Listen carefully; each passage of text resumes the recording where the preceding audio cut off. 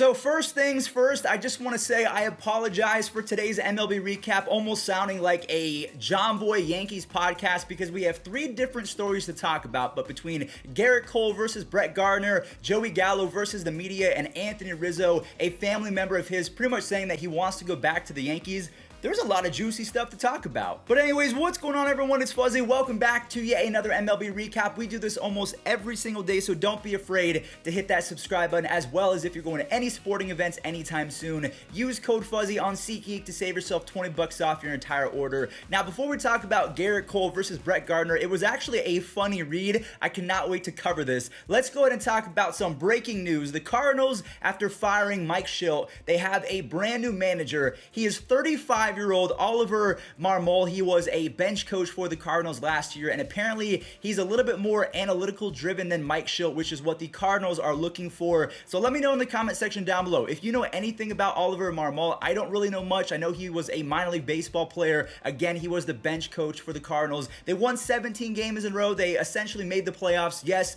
they did get eliminated, but why did Mike Shildt get fired to begin with? I kind of liked him, but anyways, that's a different story for a different day. All right, so Gerrit Cole versus Brett Gardner. Yeah, that actually happened during the season, so I'm going to go ahead and throw up the article right now. I'll leave the link in the description down below if you want to actually read the entire thing. I don't recommend it because these are the highlights. So let's start. Even with pre-COVID access, word gets out. Whether or not it was Boone's fault, the Yankees were missing the hyper-focus that used to be their trademark. According to a source, also, my hooked on phonics aren't very good. I sometimes suck at reading. According to a source, for example, Cole and Brett Gardner argued after MLB prohibited the use of spider tack in June. Although Cole never admitted to using the sticky stuff, it's generally accepted he was heavily reliant on it. The increase in spin rate is one reason why Cole turned into a strikeout machine with the Astros. It's why the Yankees gave him a $324 million contract. Losing spider tack was obviously a setback to Cole and other pitchers who considered it indispensable. To soften the blow and lighten the moment, Brett Gardner paraded around the clubhouse with pine tar on his hat. He was trying to get a laugh out of Cole. Apparently, it had just the opposite effect. According to the source, Cole, in full view of his teammates, got in Gardner's face and told him to knock it off. Mind you, Brett Gardner was the Yankees' senior ranking member and the last remaining connection to the 2019 championship club. If anyone knows about winning and the clubhouse chemistry that goes with it, it's Gardner. Cole didn't see it that way, pushing back in a way that must have shocked the veteran outfielder. It took a full day for Cole to calm down. He ended up apologizing to Gardner. The matter was dropped, but it nevertheless spoke to Cole's skittishness.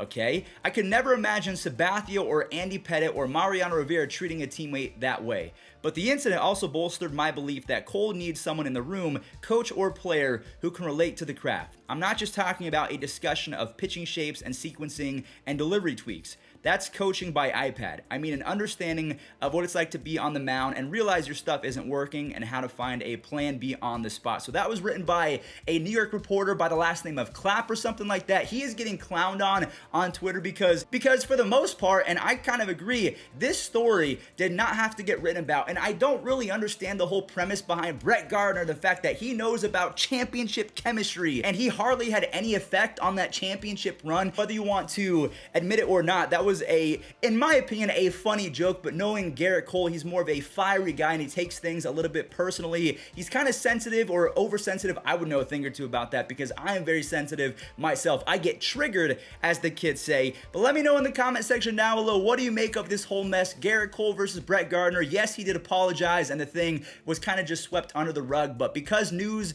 is so slow and a lot of people just aren't interested in the Braves versus the Astros, even though I am, I can't wait. It would have been more exciting if Ronald Acuna Jr. was in this series, but yeah, a lot of slow news days, so people have to stir up the pot, and this is the result of that. Now, crazy enough, the guy who wrote this article was not done just there. He decided to go after Joey Gallo and his pregame tendencies, so I'm going to go ahead and read that right now. He later goes on to say, take, for instance, Joey Gallo, who I'm told would lay out his uniform piece by piece in front of his locker before dressing, then undress if the fit wasn't right. I would probably do the same thing if my slide lighting shorts were not properly put on or something. I don't know. This is not a big deal to me. Sometimes this would happen more than once before the slugger was ready to take the field. Obviously, Gallo is a quirky guy, and everyone is entitled to the rituals. But couple these habits with a 160 batting average as a Yankee with nearly a 50% strikeout ratio in the only pennant race of his career. One scout asked me rhetorically, does anyone do background checks over there with the Yankees? The implication, of course, is that Joey Gallo wasn't and isn't a match for this market. So Joey Gallo actually caught wind of this, our friend, and he put out a tweet that I thought was perfectly hit on the head of the nail. He just simply got dressed, and then the media says, yeah, that's why he sucks. Can we get the World Series going already? I mean, this is bottom of the barrel content, even for me. I'm waiting for tomorrow to put out a World Series related video, so today is going to be a filler day. And of course, the Cardinals having a new manager, that's actual news. But Gerrit Cole versus Brett Gardner, Joey Gallo versus the media, this is all stuff that I should not be talking about, considering the Gerrit Cole beef with Brett Gardner was squashed. Joey Gallo was not bad because he takes his time dressing before the game. He was bad because maybe he's not cut out for New York. I don't know. I can't speak for him. Hopefully over the offseason I can get another interview with my guy and we can talk about his struggles in New York, because I'm sure he'll be receptive and open to it. He doesn't shy away from anything. But yeah, I'm sorry for the slow news day and that you guys have to pretty much read this garbage. Now, one thing that could come to fruition, and you know, it's very ironic that this is coming from the same guy that wrote this article, so take it with a grain of salt. But apparently, according to a family member of Anthony Rizzo, he is excited to go back to New York in 2022. And a lot of Yankees fans on Twitter are sounding off saying, hey, Anthony Rizzo is fine, but we would much rather have Matt Olson. And I'm not gonna lie to you guys, Matt Olson in Yankee Stadium, that sounds like a match made in heaven. But Joey Gallo and Anthony Rizzo, I consider them both stars. Maybe not superstar level talent, but I think that they can both get the job done. Maybe it's just getting used to the environment, knowing that you're on the Yankees. The pressure is going to be monumental. So I would honestly say give them 2022. If they don't, meet expectations, maybe you move on at that point. And going into 2023, I think the Yankees will have a lot of cap space and they can do a lot of stuff with that, and even call up prospects like Anthony Volpe, Oswaldo Peraza, or Jason Dominguez, or Debbie Garcia. They have a lot of talent just waiting there. All right, everyone. Well, that pretty much does it for today's Yankee podcast / MLB recap. I hope that you guys enjoyed. I know a lot of you don't actually mind when I cover things outside of the baseball diamond, when I cover drama and stuff like that. That's what drives baseball, because that's the narrative around baseball. It's boring. So if you can spice it up by fueling rivalries or talking about things that maybe you might not care about unless it was brought to you, I think that's my job. I want to make baseball a little bit more interesting, talk about the things that are off the field, because that's what NBA does, that's what the NFL does, and that's why they're so much more popular. And baseball is on the horizon. I think that we're coming for those two sports. It's safe to say, though, that we're still the number 3 most popular sport behind those two, football and basketball. But anyways, enough ranting. Thank you all so much for watching. I really appreciate it. And Red Sox fans, you might want to close your eyes, because on this day back in 1986, Bill Buckner, rest in peace, yeah, this happened.